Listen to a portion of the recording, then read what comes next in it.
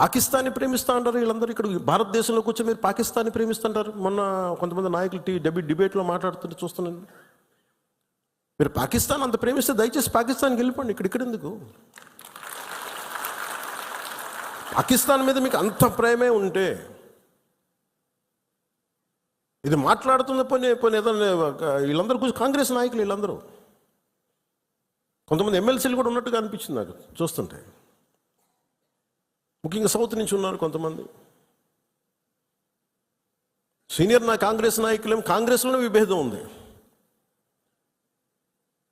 మేము వెళ్ళిపోతే మీరు పాకిస్తాన్ని, మీరు భారతదేశంలో దాడి జరిగినప్పుడు భారతదేశానికి నిలబడాలి తప్ప పాకిస్తాన్కి నిలబడతాం మీరు సెక్యులరిజం అంటే అది ఏ ససేమిరా ఎవరు ఒప్పుకోరు. ఇక్కడ ఇప్పుడే ఒక ఆర్టికల్, ఇప్పుడే ఒక న్యూస్ చూస్తున్నా. పవన్ కళ్యాణ్ గారు అంటే కూర్చొని చదువుతున్నా సరే, అవకాశం వచ్చింది, మీడియాతో మాట్లాడే అవకాశం లేదు కాబట్టి మీ సమస్యలో చెప్తున్నా కార్యకర్తలు. పవన్ కళ్యాణ్ గారు కాంగ్రెస్ పార్టీ పాకిస్తాన్ సపోర్ట్ చేస్తే పాకిస్తాన్ పోమని చెప్పేటువంటి డైలాగ్ ఉంటుంది.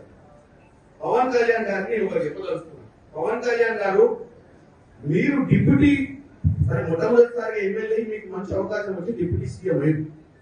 ఇది సినిమా కాదు, స్క్రిప్ట్ రాసిస్తే చదువుకోని.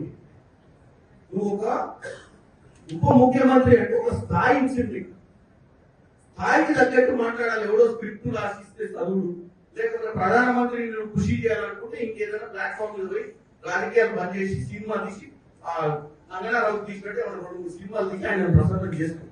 అంతే తప్ప నీకు ఒక అధికారమైన బాధ్యతలు ఇచ్చి ప్రజా సమస్యల మీద పోరాటం చేయాల్సింది బాధ్యత లేకుండా కాంగ్రెస్ పార్టీ పాకిస్తాన్ లో సపోర్ట్ చేస్తుందని ఒక ప్రచారం చేసే ప్రయత్నం చేస్తున్నాం. కాంగ్రెస్ పార్టీ సెక్యులర్ గా ఈ దేశాన్ని కాపాడాలనుకుంటుంది.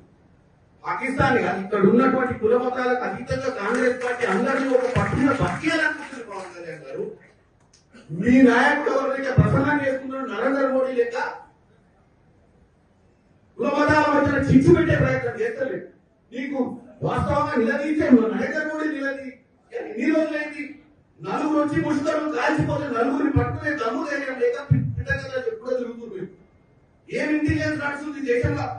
నలుగురు వచ్చి మిట్ట మధ్యాహ్నం కూడా బౌండరీ మీద కూడా కాదు, ఓటర్ మీద కూడా కాదు, లోపలికి వచ్చి 100 కిలోమీటర్ల లోపలికి వచ్చి కాల్చిపోయిన నలుగురిని పట్టలే. నువ్వు పిట్టకథ చెప్తే నువ్వు ఆ పిట్టకథ నువ్వు విని మళ్ళీ కాంగ్రెస్ పార్టీని విషప్రచారం చేసే ప్రయత్నం చేయడం అనేది వాస్తవంగా ఆంధ్ర ప్రజలు నీలాంటి ఉప ముఖ్యమంత్రిగా ఎన్నుకునేందుకు వాళ్ళ క్షేమియాలి.